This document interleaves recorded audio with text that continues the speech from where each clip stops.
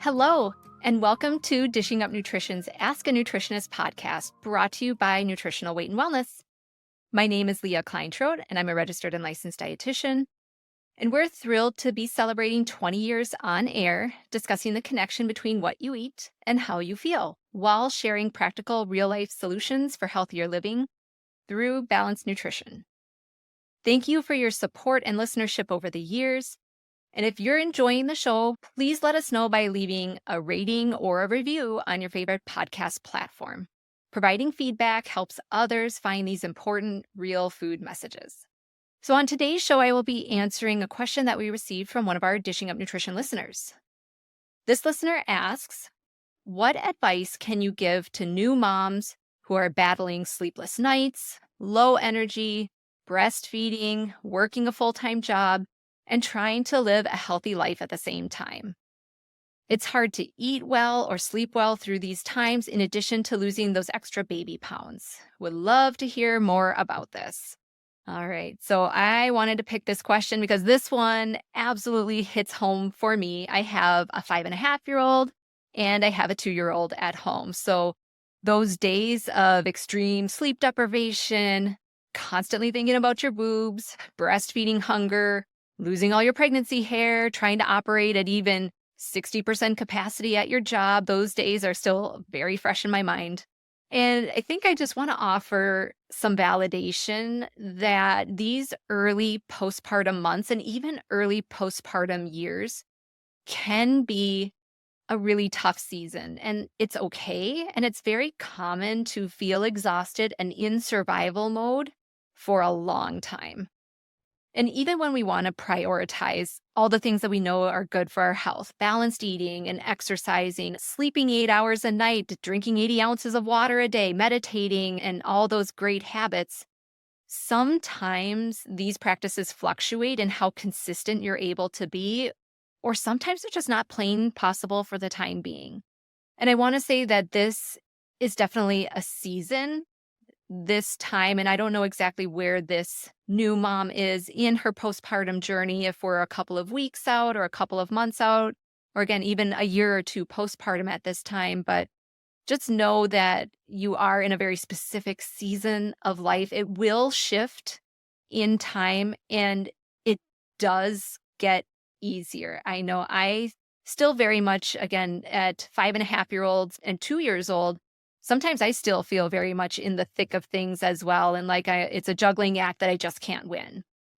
It is helpful in my mind to remind myself that it is a season, and remembering too that even as things change and shift over time, and it may not look the same as it did prior to baby, but you do find a new rhythm and a new cadence to life.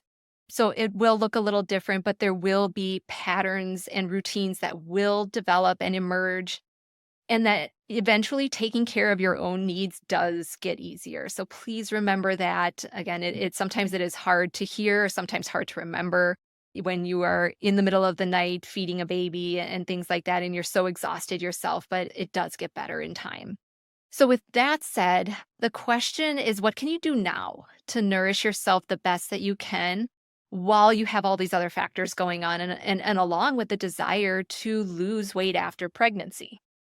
So I will share some ideas and things to focus on, or strategies to try, that I've both used myself and with clients during that postpartum era. You may only be able to choose one or two of those things right now, and you have to leave the rest. And that's okay. You kind of pick what is doable for you now and put the rest on the shelf for right now. First and foremost, I want to pose the question of, what kind of help do you have, or where can you get help from?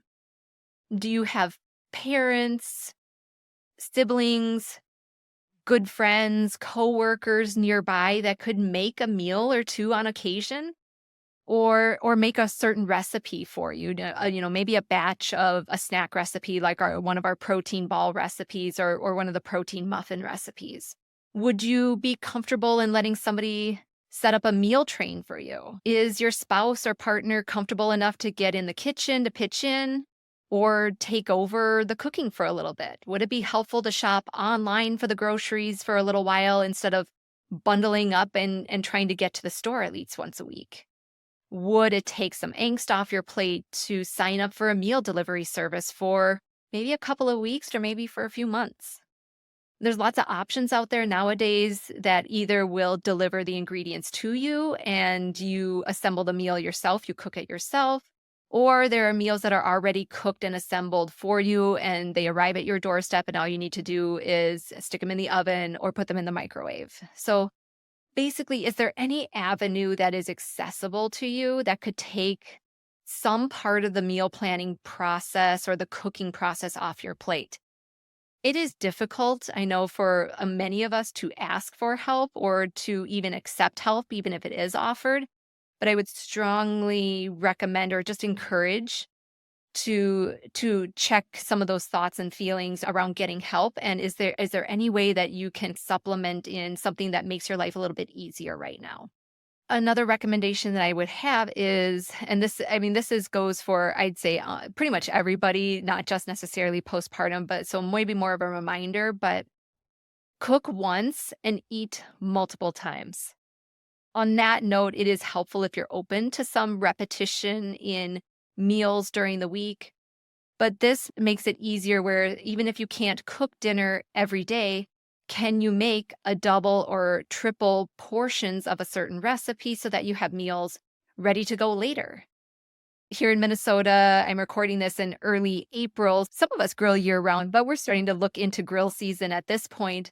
So, grilling a variety of meats on one day a week. So, maybe it's some steak and get some salmon on there, get some fish on there, some shrimp or anything like that, where you can get some cooked protein then into the fridge as leftovers to be used at other meals.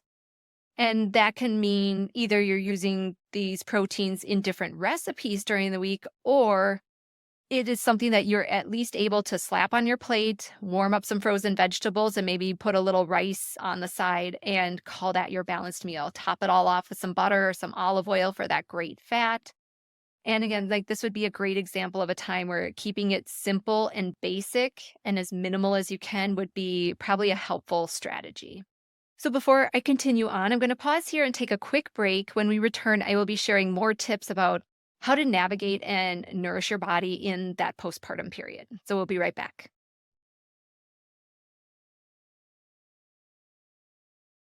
Welcome back.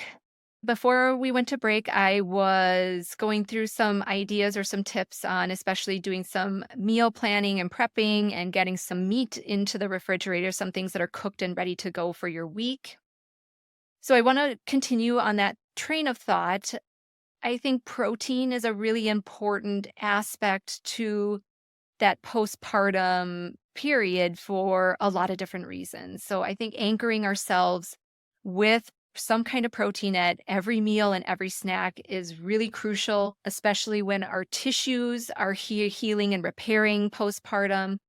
But it also helps us feel satiated and full for longer after a meal and between meals. So, again, if you're breastfeeding, a lot of times, well, all the time, you have higher nutrient needs even than you did at the end of pregnancy.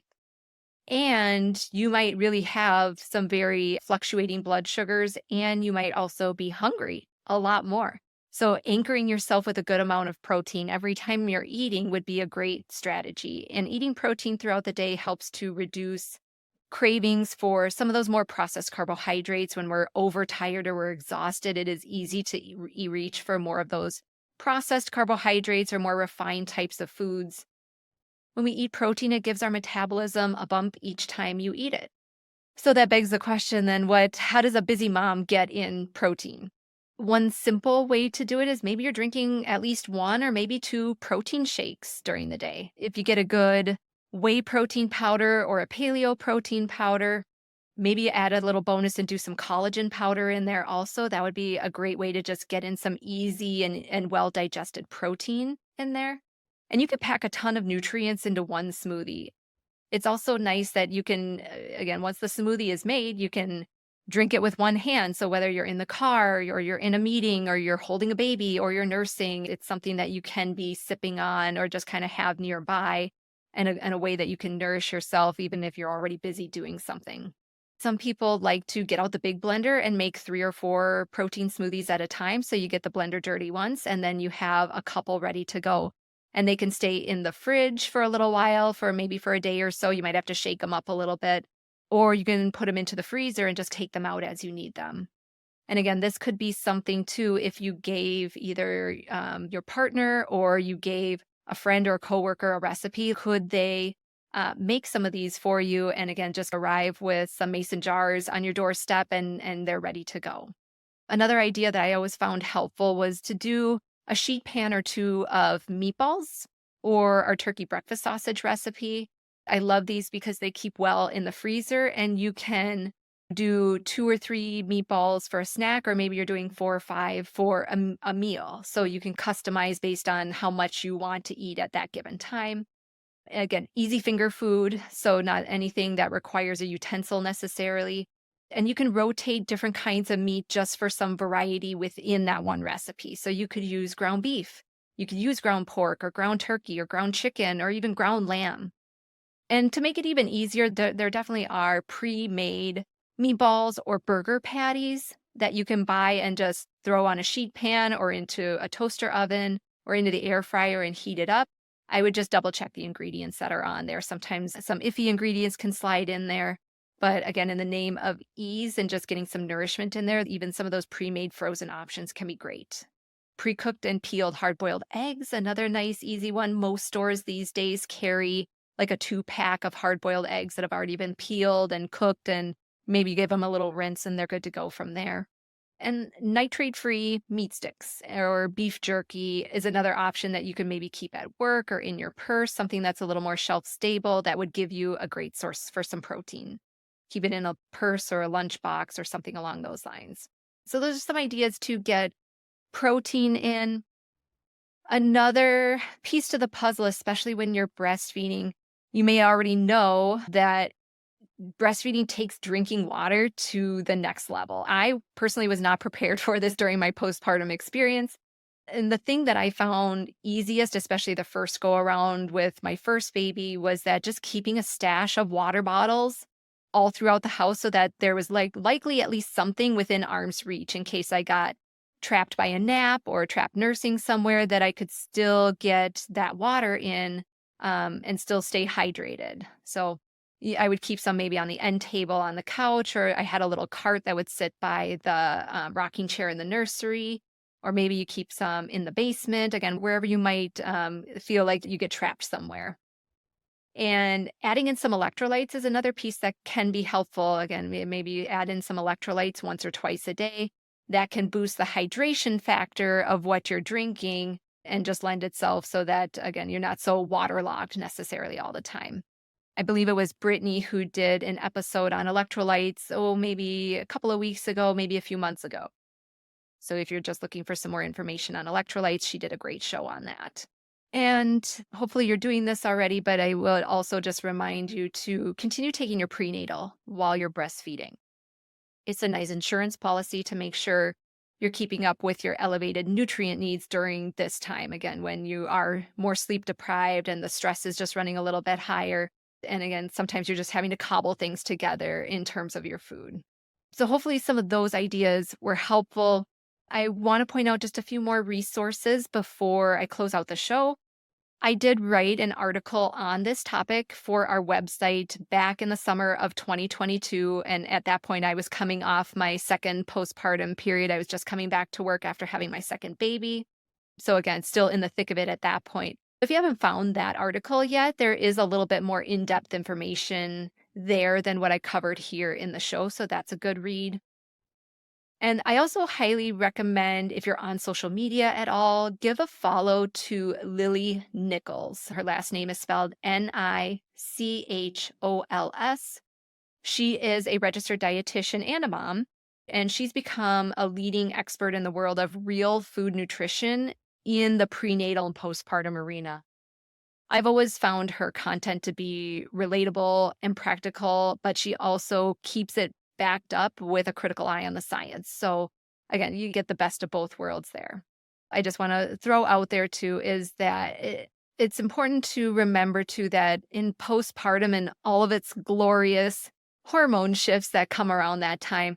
This is a common time for thyroid issues to appear because there's already a lot of hormone shifts going around, and thyroid hormones are just another hormone where now we can see either hyperthyroidism or hypothyroidism. And the postpartum time it's a time where you can easily just slip into some low levels of iron or low levels of vitamin D, both of those which can impact your energy level and just how well you feel like your brain is functioning.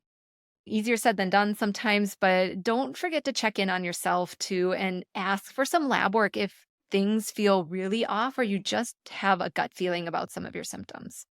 So I hope that was helpful. Thank you so much for listening to Dishing Up Nutrition's Ask a Nutritionist.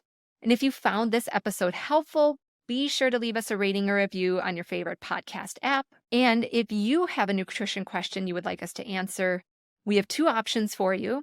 You can join our private Dishing Up Nutrition Facebook community by joining Dishing Up Nutrition on Facebook, or you can call our voicemail box 952-641-5233 and leave your question in that voicemail box. So if you have a question, please don't be shy. Let us know, and we look forward to hearing from you.